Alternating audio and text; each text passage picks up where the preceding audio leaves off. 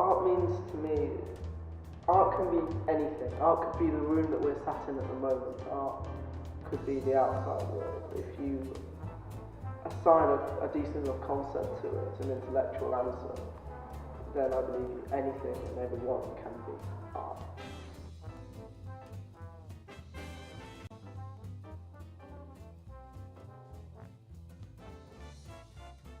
I'm here today to interview the artist Mutt, whose conceptual work has created a media storm. I hope that by interviewing him, I can develop a deeper understanding of his motivation, as well as using this as an opportunity to explore the public's opinion of his work and the conceptual art world as a whole. How did you end up becoming an artist? I sort of just fell into it, and after that I found myself trapped in it, but I decided to start trying to enjoy it.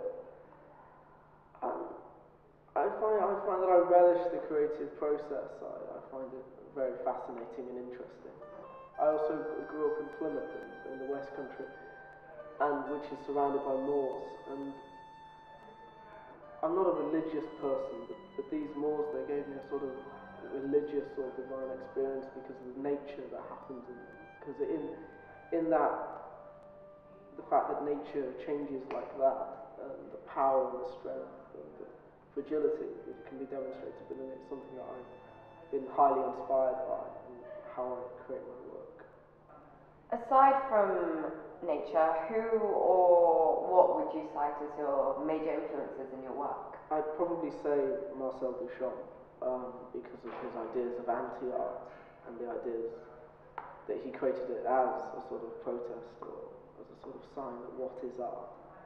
And the fact that these then became art, I find quite amusing. I would also say Michael Craig Martin, with his work Oak Tree, which I think is a very fascinating, very intellectual, stimulating piece, in which that you can justify a glass of water to be an oak tree. I think that's brilliant. What motivates you to produce your work? Well, as I mentioned before, it's the creative act. It's the kind of the process of making art. And it's a sort of, I say, it's a sort of personal thing. You've had a number of solo shows, both in the UK and abroad.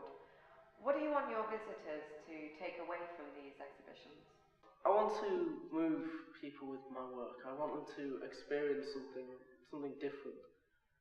I think what I want to do is I want to drag them down to the depths of humanity, but then drag them back up again, and hopefully they'll leave the exhibition with a different sort of mentality than the one they had, maybe even a more positive one. There's been an extremely heavy backlash in the media recently to your work, especially centred around your piece Fallen Tree. How do you respond to this criticism to your work? I find that people that don't understand something usually get angry about it and are very quick to judge. Without ever actually seeing it, they will read about it in tabloid newspapers and are told their opinions rather than coming out to my shows and seeing it themselves, which is what I think they should do. What your critics are saying is that you want people to spend their spare time looking at stacks of toilet rolls. Yes, I believe that conceptual art should be given the same amount of time as, say, a Leonardo piece. This piece is entitled Fallen Tree. What do you think of this work? If you hadn't said this was art, I wouldn't have known it was art. Well, I would say it was a combination of formalism and issue art, because on the one hand it consists of white cylinders arranged in a vaguely pyramidical composition, and on the other hand it's toilet rolls, as far as I can see. I think it's a load of rubbish. What is that?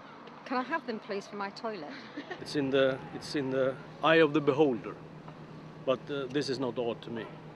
But toilet paper, no, not really.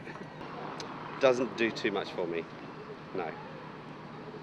But it's interesting. Yeah. Your use of ready-mades, especially in Fallen Tree that we were just talking about, has been compared a great deal to Marcel Duchamp's work, especially in the case of Fountain. Was this a conscious decision? No. What does Fallen Tree represent then? What are the media and your critics not taking away from this piece? The work represents, as a lot of my work does, the idea of waste and humanity's capacity for creating waste. What I think it does is it transports this quite mundane, quite dull object into something that's quite interesting. It sort of elevates it and puts it into an artistic format. It transports it into sort of into nature. It becomes wild. It becomes the trees that are cut down and dyed and put into neat packages for human consumption. That's sort of what the piece is trying to represent. To be honest, it just looks like a lot of loo roll. Does the negative media affect you personally at all? I don't take any notice in idle gossip of the misinformed. Art reaches a new bottom. Not an exaggeration, misprint, or even a limited edition gold and diamond encrusted version. Nope, just a bog standard loo roll. Mutt's work insults anyone who has ever picked up a paintbrush. The artist Ryan Mutt has led the art world one step closer to the complete removal of any form of talent or skill needed to succeed. How do you feel about the sort of extortionate prices that your work is fetching at the moment? It's other people's prerogative to assign value to my work. I don't assign the value. What I do is create art for my own enjoyment. I would not pay £10,000 for No, that. that's shocking. I think the people could do better than waste £10,000. Why don't they put it in the hospital to help people who are ill, the babies that haven't got incubators, etc. No, it's crazy actually. My opinion is that if this collector's willing to pay £10,000 for it, I've got a lot of art they can come by. I wondered if you could just talk for us a little bit about your current work. I know that you've recently made a performance piece entitled Cat. What do you have to say about that? Yeah, the piece Cat is based around the experiment on Schrodinger's cat. What I did was I placed myself inside a box for 10 hours with a bottle of vodka and some packets of cigarettes. That these were supposed to represent the poisons that exist in society. What I also found while I was sat in the box was I found that I was in a state of flux. I was neither alive nor dead to the outside world. This led me to the conclusion that this is kind of what our society is like. It's in a state of flux, neither sort of living nor dead. It's fogged over. In general, what is your opinion of the modern and conceptual art world? Depends what kind of modern art. Yeah. I mean, I love modern art. I love shapes and colours. If I'm going to see art, it has to be of views, the sea, the countryside.